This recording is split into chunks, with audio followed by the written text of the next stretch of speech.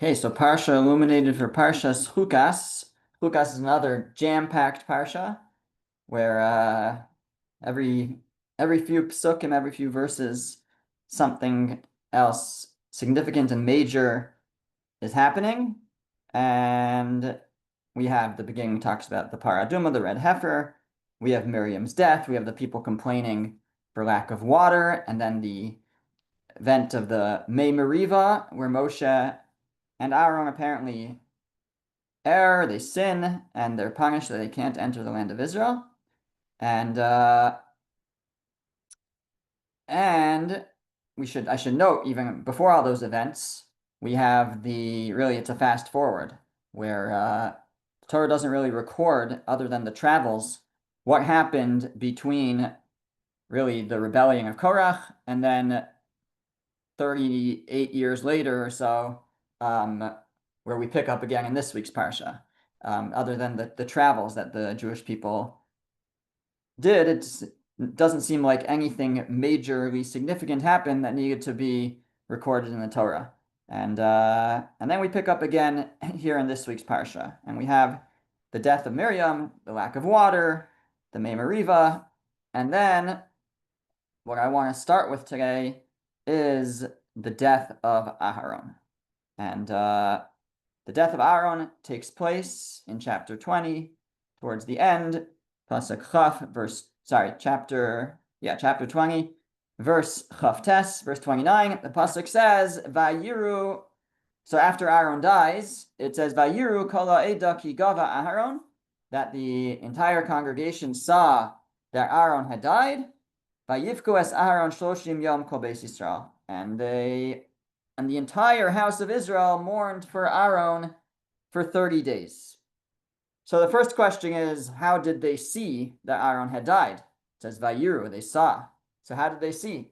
So Rashi says that I guess they had seen Moshe and Elazar, Aaron's son, taking Aaron up the mountain where he died. And then they only saw Moshe and Elazar come down, and they said, "Where's Aaron?" So Moshe said, "He died." So they said, "How could it be such a great person who just was able to stand up?" Well, I guess if you think about it, it was many years earlier, but who could just before in last week's parsha, um, who withstood the angel of death, stopped the plague. Such a person could die. So Moshe davened, he prayed, and God um, showed the people the angels of death holding the bed of Aaron, and then they saw that Aaron had died. That's the medrash that Rashi quotes, Vayiru, and they saw that Aaron had died. Soon we'll come back to another possibility of how they saw that Aaron had died, but before that, let's discuss the next Rashi. So Rashi in the next Rashi discusses the words Kol Beis Yisrael. So it says that the entire congregation of the entire house of Israel mourned for Aaron. And Rashi comments, the men and the women. Why? Because Aaron, Lefishaya Aaron, Rodev Shalom, because Aaron was someone who pursued peace. Umatel Ava ben Bale Meriva, and he would put love between those who were arguing, Uben Ishel Ishto, and between a man and his wife. Quoting Avos de Rebbe Nassim.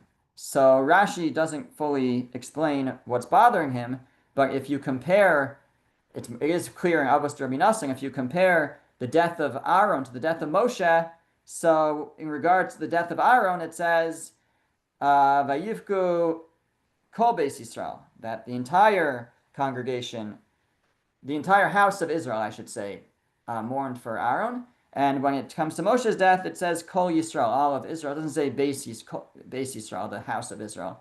So what's the difference between Beis Yisrael and Kol Yisrael? Kol Beis Yisrael and just Kol Yisrael. So based on Avos Rabbi Nassan, Rashi is explaining that Kol Beis Yisrael, all the house of Israel, comes to include even the women, while for Moshe it just says Kol Yisrael, possibly implying that the women did not mourn when Moshe died. Now the Maharal says that's not what it means. Of course, the women mourned for Moshe as well. The Maharal says that the difference is that Aaron, in his great understanding of human nature and of people, and part of his ability to pursue peace and resolve arguments, part of that was his ability to understand the perspective of each individual and to speak to them in their own way.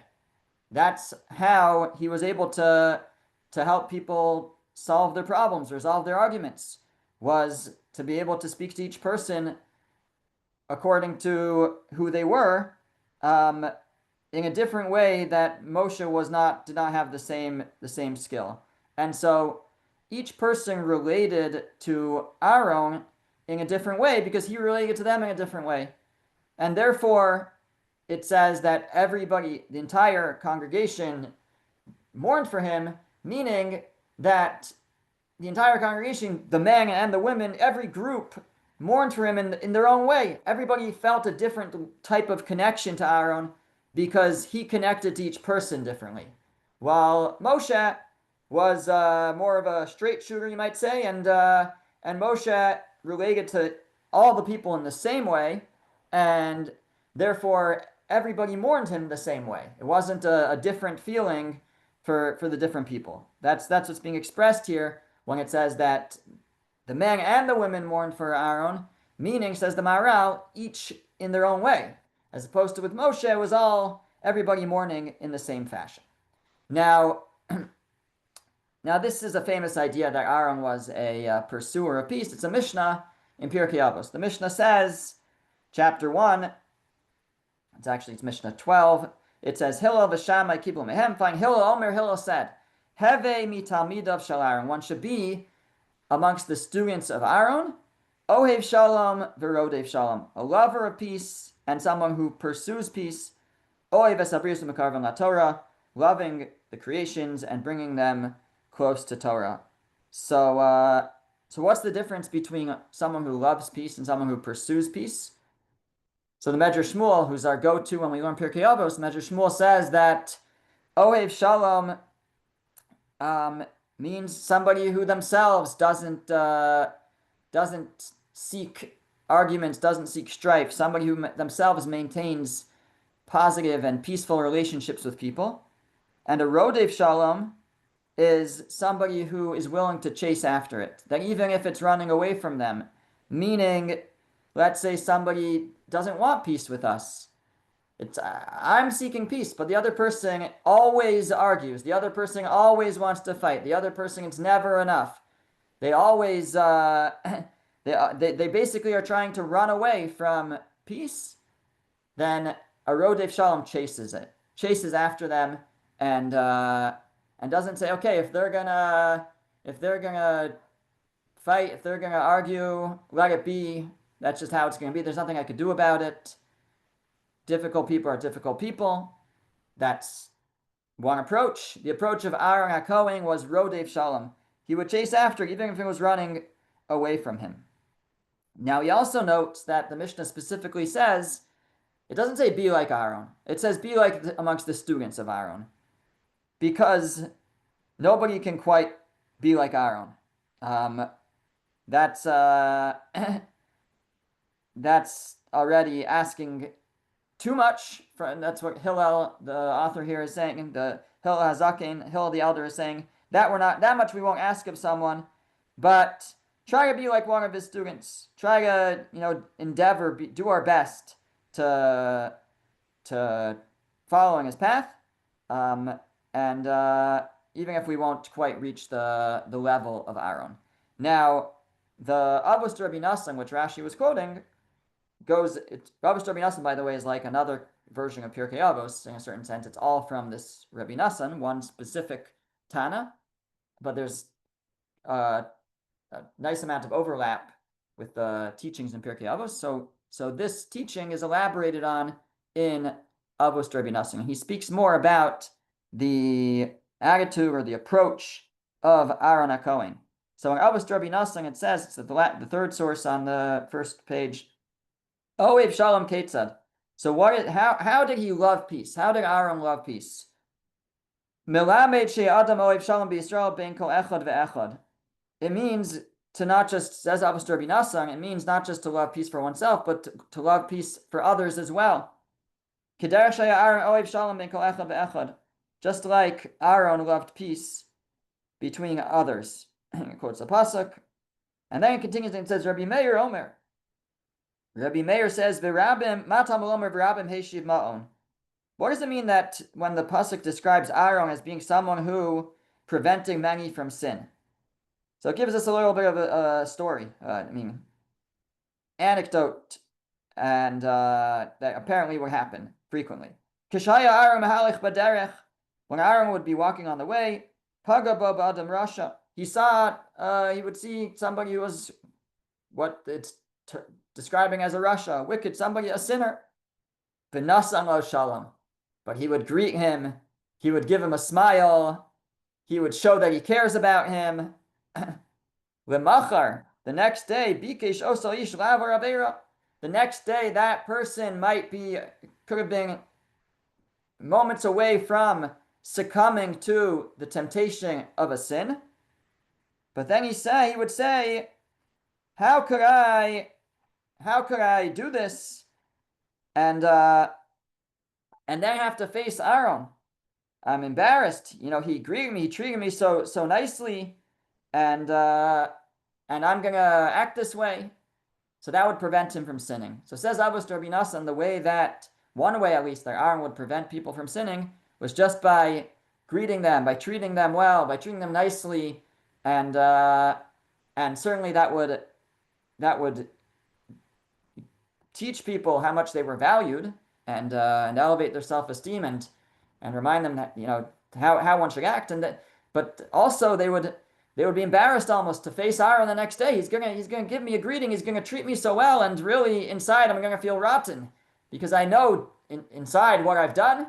I can't do this. So that was one of Aaron's special midos, special attributes, was that he would greet everyone the same, even those that were less than righteous, and that would elevate them.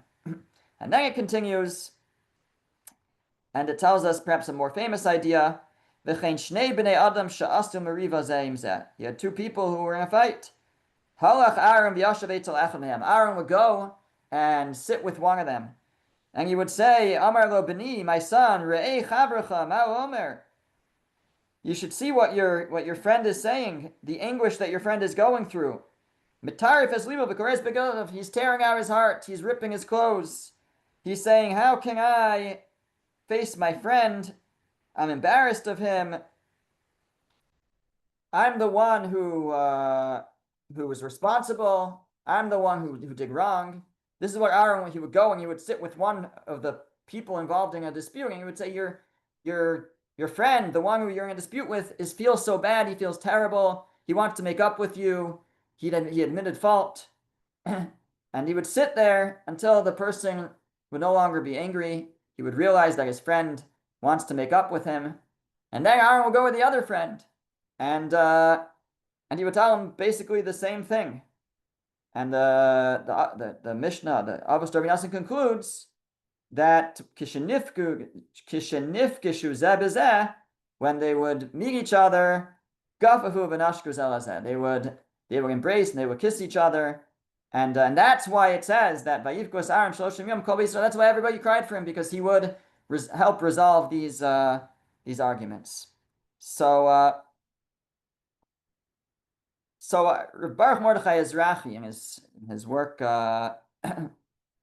Birkas Mordechai, he is anybody else having issues with their audio? Can everybody hear me okay? I can hear you fine. Okay. So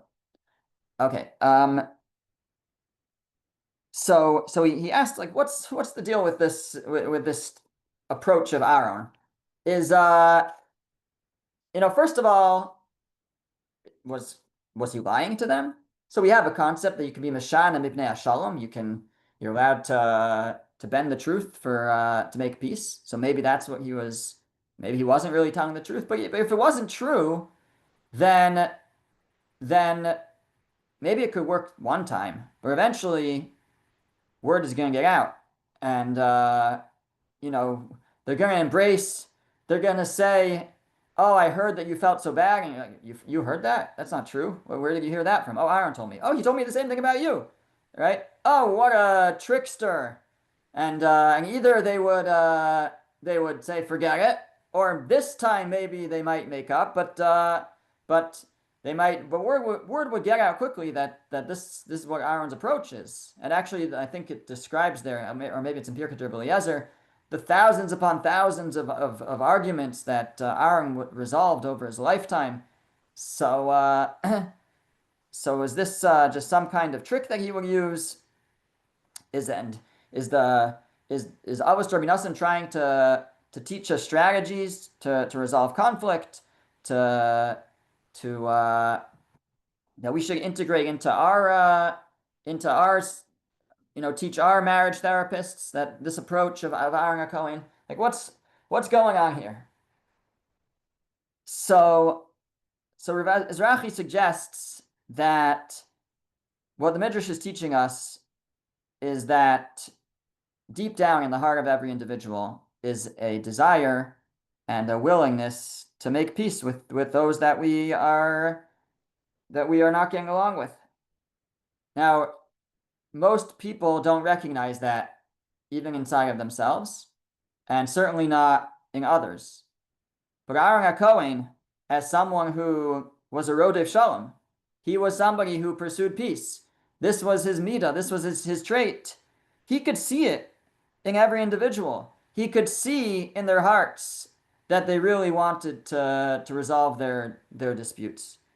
And and when he would go and describe to one party what the other was feeling, whether they had expressed it or not, he was telling the truth.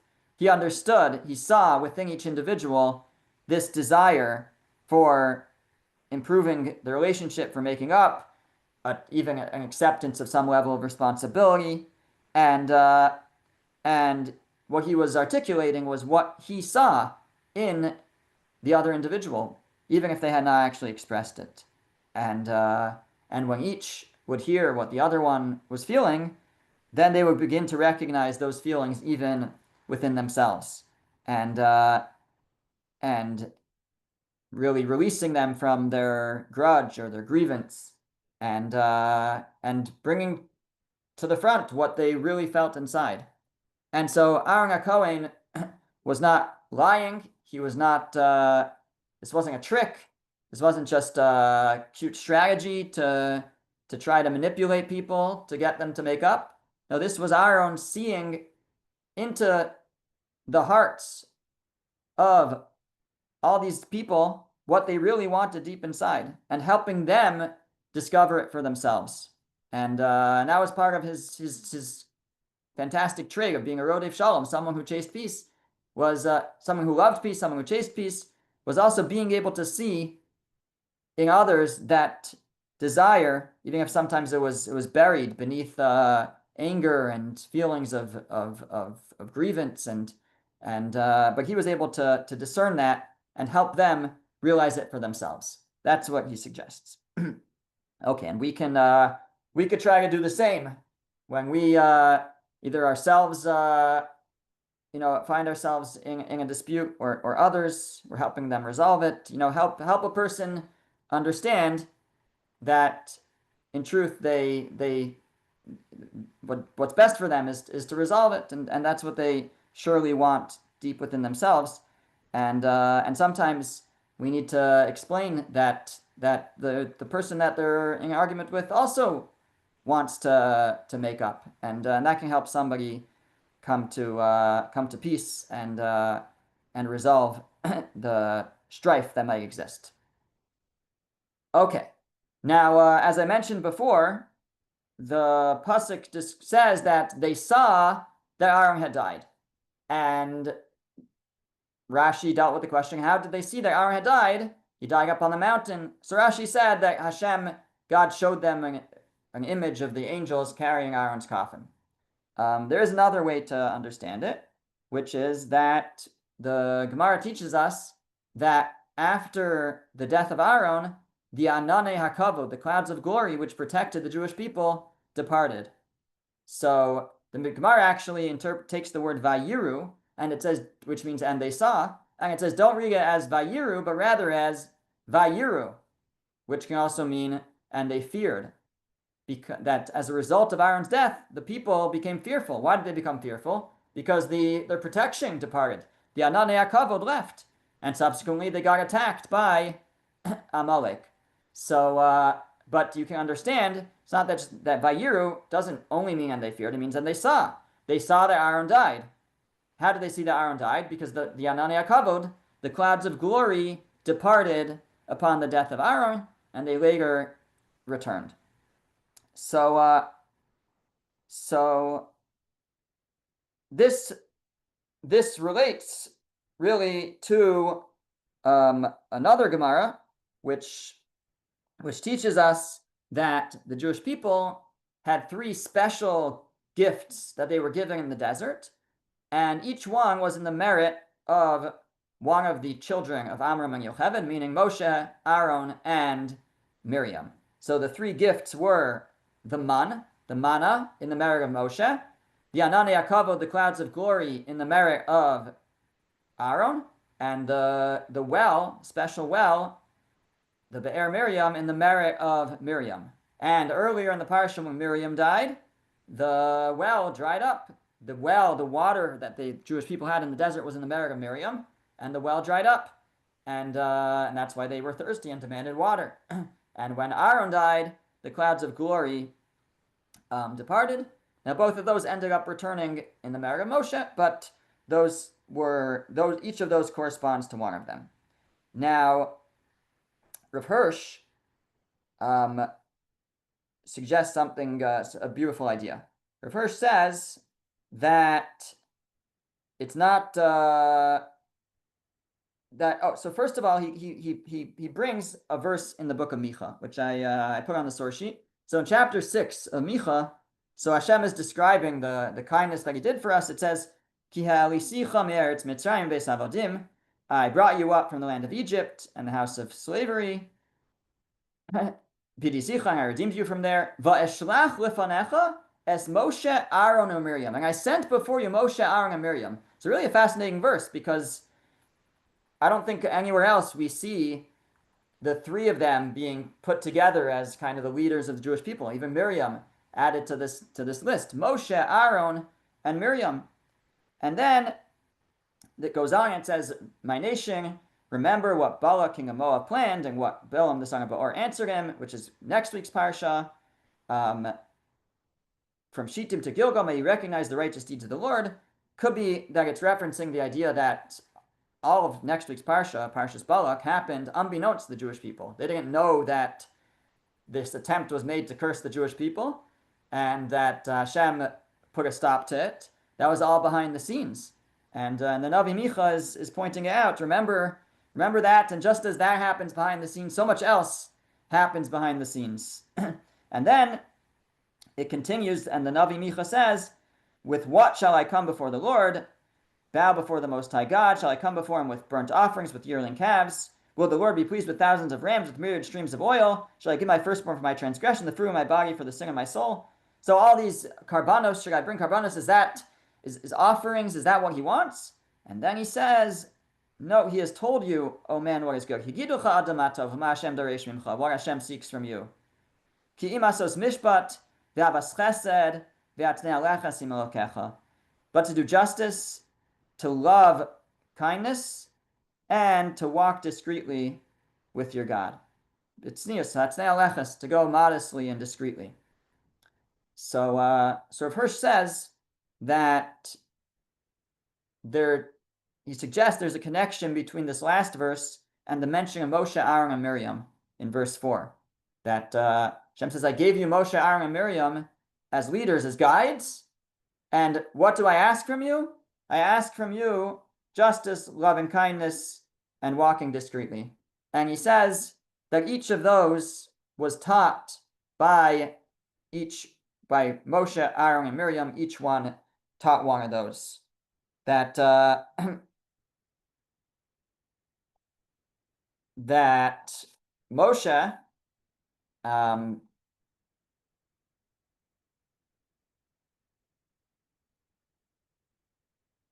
Moshe was the transmitter of the Torah, the law, and how one must live, how one has to live by the letter of the law. That's mishpat. That's justice, and more than just justice. It's a way to live one's life. This is how you must do it. This is the strict law. That's mishpat. And then you have Abbas Chesed, love and kindness. That's Aaron. Aaron, the one who would chase peace and pursue peace. That's kind of going above and beyond, self-sacrifice for others, and unselfishness. This is represented by Aaron, and then he says the Hatznei Leches, to walk modestly, to walk discreetly. He says the unpretentious, morally pure, modest walking through life with God. Tznius, the fundamental character of Jewish womanhood that surely found its most successful fostering under Miriam's influence. Doesn't seem like he has a specific instance where you see it with Miriam, but being that this is a classic trait of specifically, not specifically, but it's tznius is for men and women, but especially for women. So so it stands to reason that Miriam would have been the role model of the Jewish people in that way. So each of these traits and approaches corresponds to one, either Aaron, Moshe, Aaron, and Miriam. Yes, Menachem. Rabbi, she was very discreet when Moshe was born, and became the son of Pharaoh's daughter.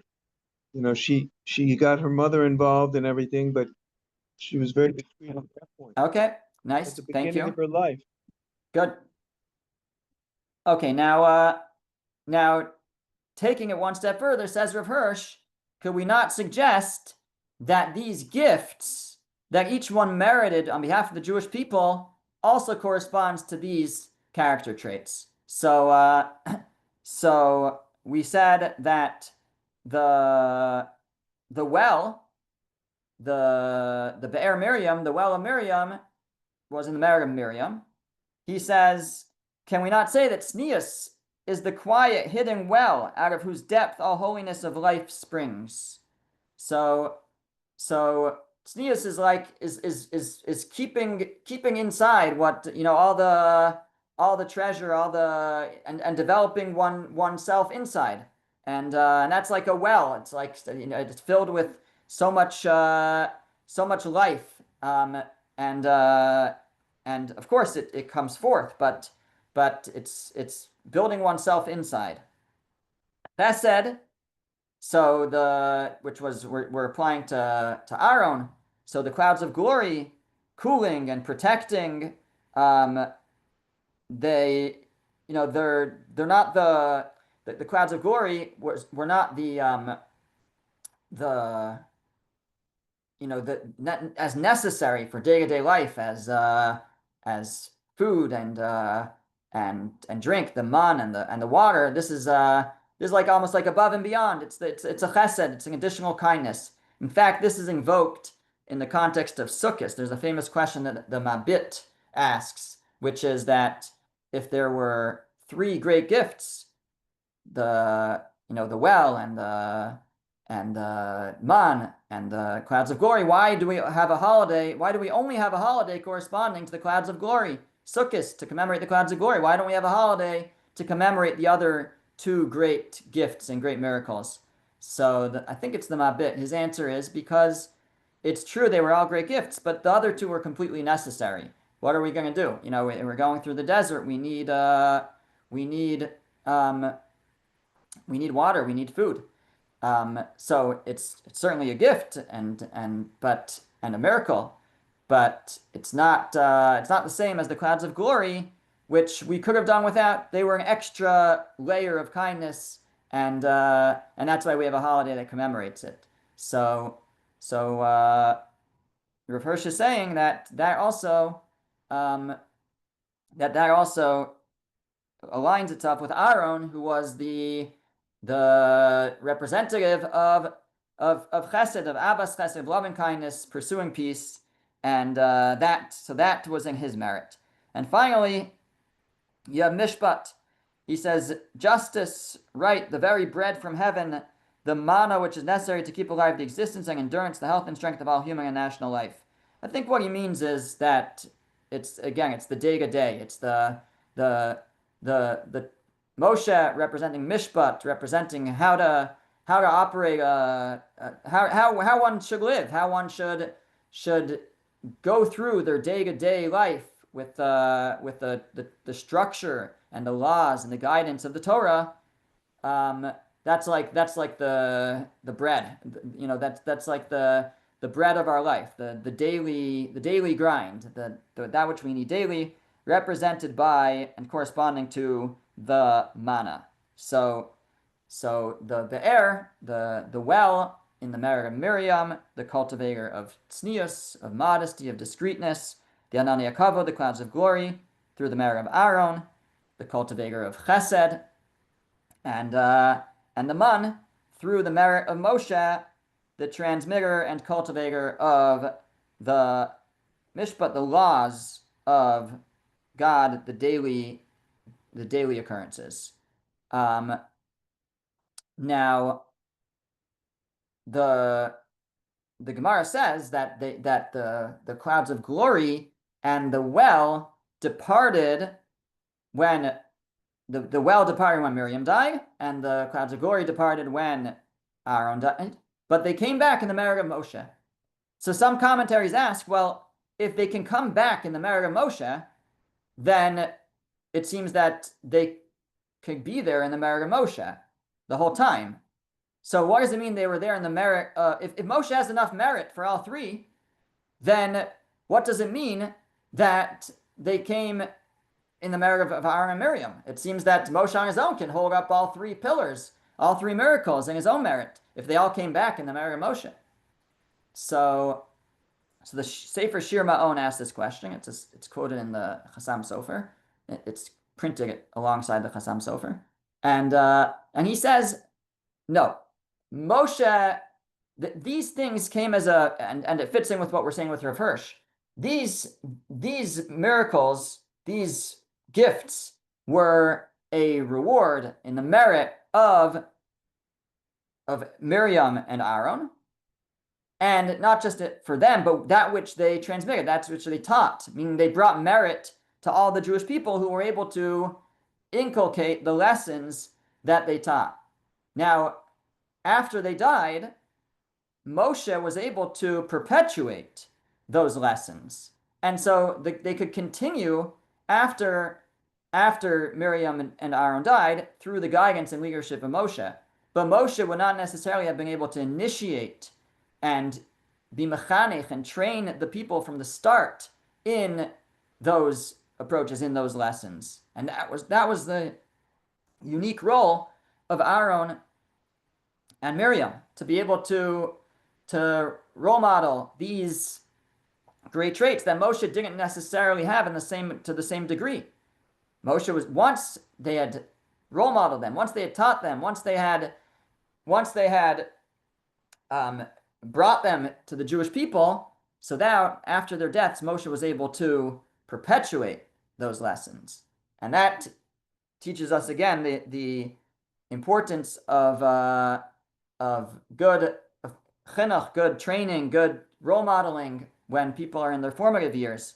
It makes such a difference the way that we raise our children, because if we give them strong foundations and strong roots, so then if we give them that right training ground, then others can perpetuate it's easier to perpetuate that which they have rather than start over again when someone is older. So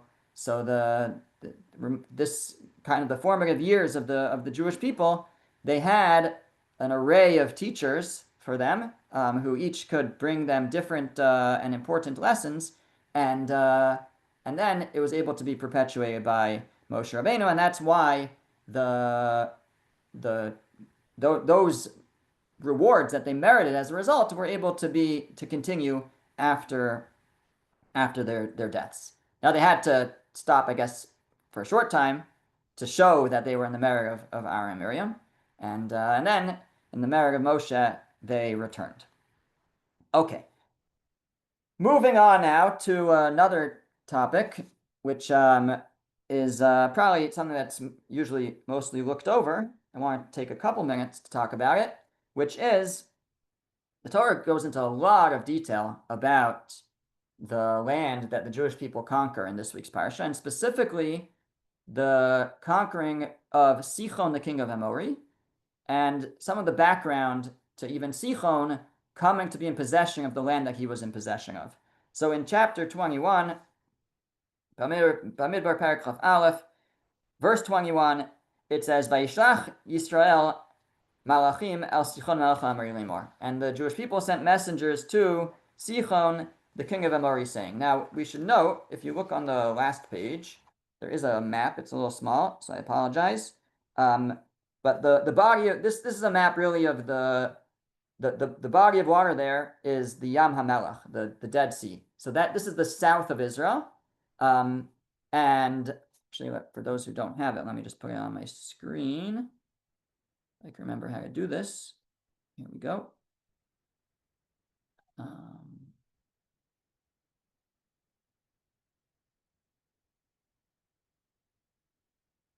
Okay.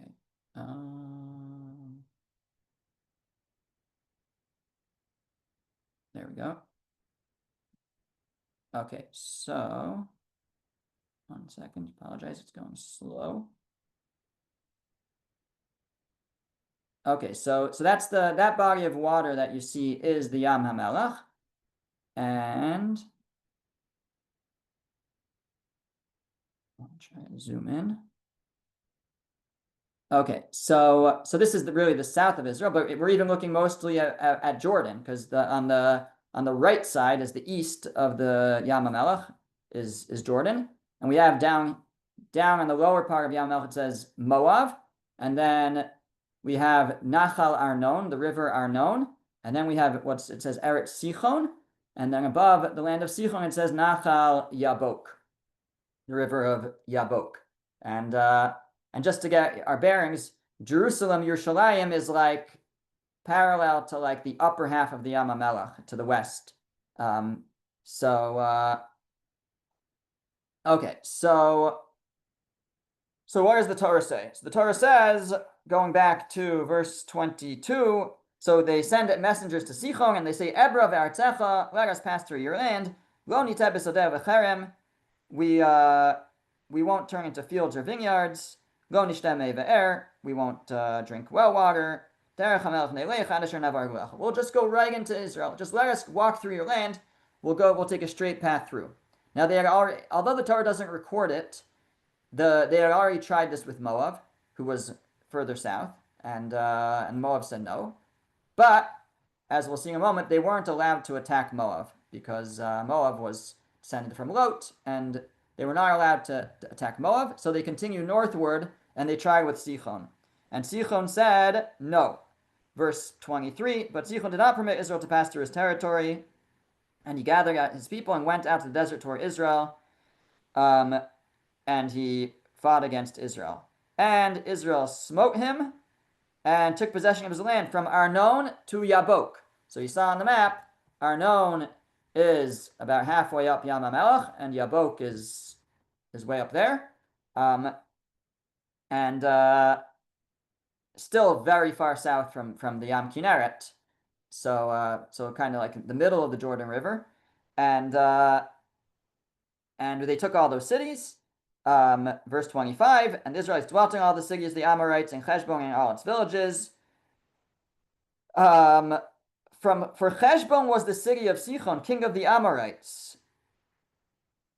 And he had fought against the first king of Moab, taking all his land from his possession as far as Arnon. Says the Torah that Sichon actually took this land from Moab. This used to belong to Moab.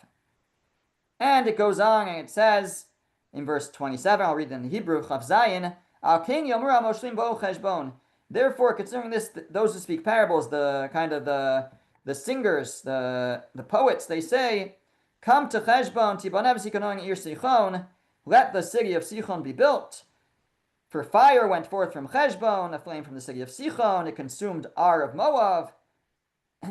Woe to you, Moab, you are lost, etc. They would have this whole song that they would say, the poets, their kingdom is destroyed, etc., etc. So a lot of detail about Sichon conquering Moab and taking over, a song about it that they would sing. And why does the Torah tell us all of this? Why is this significant?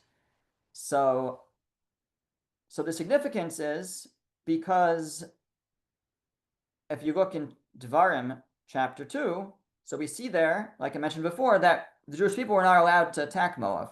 We're not allowed to conquer the land of Moab.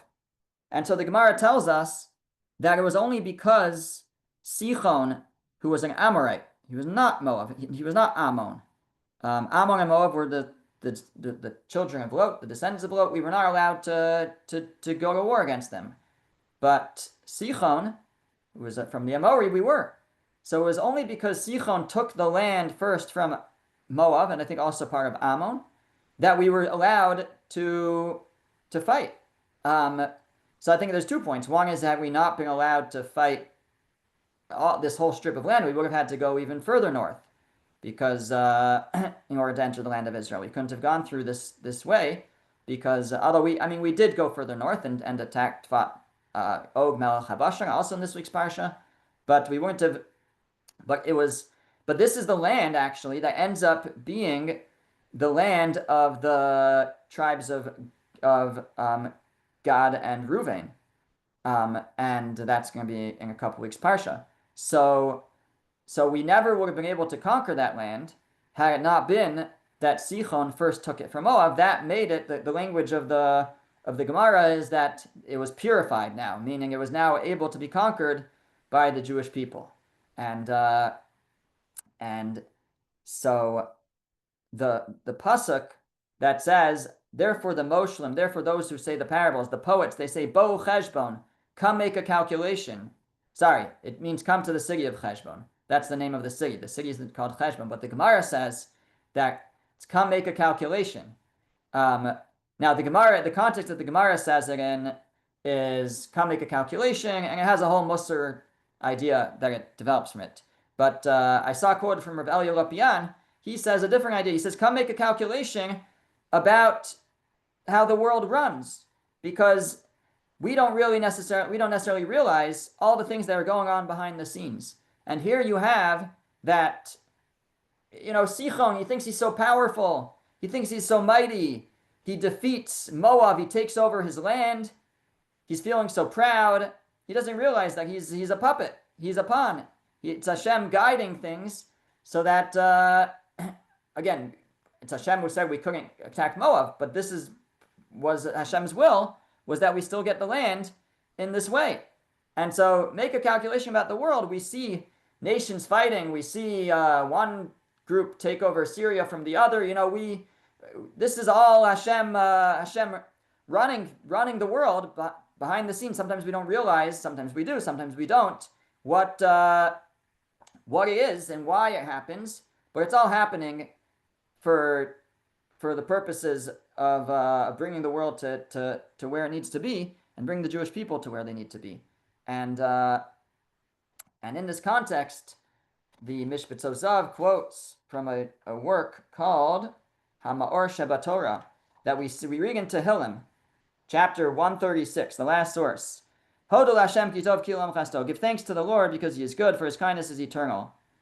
And then we say, to Him who performs great wonders alone, for His kindness is eternal. So first of all, the Zohar already, I think, and many commentaries say that what it means that He performs great wonders alone is that He does all these wonders that we don't even know about.